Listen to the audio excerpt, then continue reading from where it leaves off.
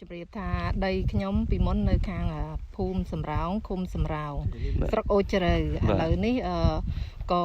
ខាងថ្នាក់ខេត្តនេះក៏គាត់ដោះដូរដីឲ្យមកនៅភូមិអូអំពិលឃុំទួលពងរស្រុកម៉ាឡៃខេត្តបន្ទាយមានជ័យដូចគ្នាហើយនៅពេលដែលខាងក្រមការងារគាត់បានចុះមកបាញ់ GPS នៅលើដីនេះសម្រាប់បកគលឲ្យប្រជាជនខ្ញុំក្នុងនោះ167គ្រួសារប៉ុន្តែក៏ពួកខ្ញុំនេះបែងចែកគ្នាជា2ពួកខ្ញុំនៅសល់85គ្រួសារសប្តាហ៍ថ្ងៃនេះដែលប្រជាជននៅលើដីសប្តាហ៍ថ្ងៃហើយក៏មានពេលដែលក្រមប្រជាជនខ្ញុំកាយព្រំដីនេះក៏មានក្រមអាណាធិបតេយ្យគាត់ចូលមកទន្ទ្រាននៅលើដីនាងខ្ញុំនេះមានខាងប្រទេសទី1ស្លៅជ្រុំថ្មបាំងហើយនឹងវាលខ្សាច់ហើយនឹងខាងក្រមពិការដែលគាត់ចូលមកទន្ទ្រានលើដីខ្ញុំនៅពេលដែលក្រមប្រជាជនខ្ញុំកាយព្រំដីក៏ពួកគាត់មករៀបរៀងមានក្នុងនោះមានកបាត់មានបថៅមានដបងមានដបសាំងដើម្បីមកធ្វើការរៀបរៀងខ្ញុំមិនឲ្យកាយព្រំដីបន្តគាត់រៀបរៀងមិនឲ្យយើងកាយព្រំដីហើយគាត់ក៏មានកម្លាំងមនុស្សគាត់នឹងប្រមូលគ្នាមកច្រើនភូមិដើម្បីមករៀបរៀងហើយគាត់អះអាងថាមេឃុំថ្មបាំងនោះជាអ្នកធ្វើចុងស្លឹកឲ្យគាត់ហើយនឹងថ្មបាំងនឹងមេឃុំបាំងបេងចាមេឃុំថ្មបាំងមេភូមិថ្មបាំងនិងមេឃុំបាំងបេងជាអ្នកចាញ់ចុងស្លឹកឲ្យពួកគាត់ហើយគាត់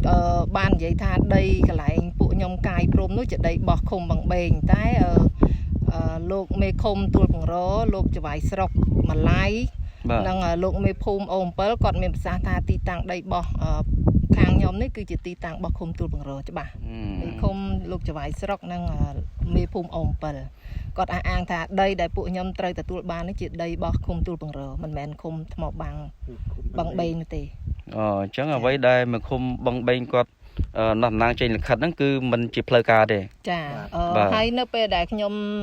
និយាយជាមួយក្រុមអាណាធិបតេយ្យខ្ញុំថាឥឡូវបើពួកបងមានចុងស្លឹកឬយ៉ាងណាបងយកមកតទល់គ្នាគេមិនយកមកទេតែគេនិយាយតែមាត់ថាគេមានប៉ុន្តែអត់ឃើញឯកសារនោះយកមកតទល់គ្នា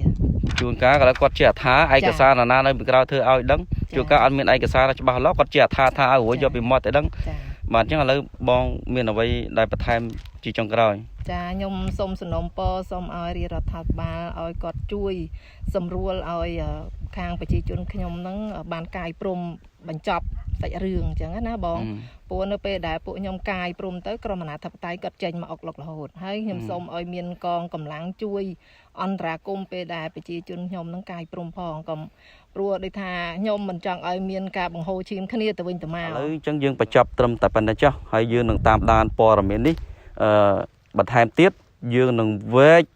មុខអ្នកដែលនៅពីក្រោយខ្នងជនអាណាធិបតេយ្យដែលបង្កបញ្ហារឿងទំនាស់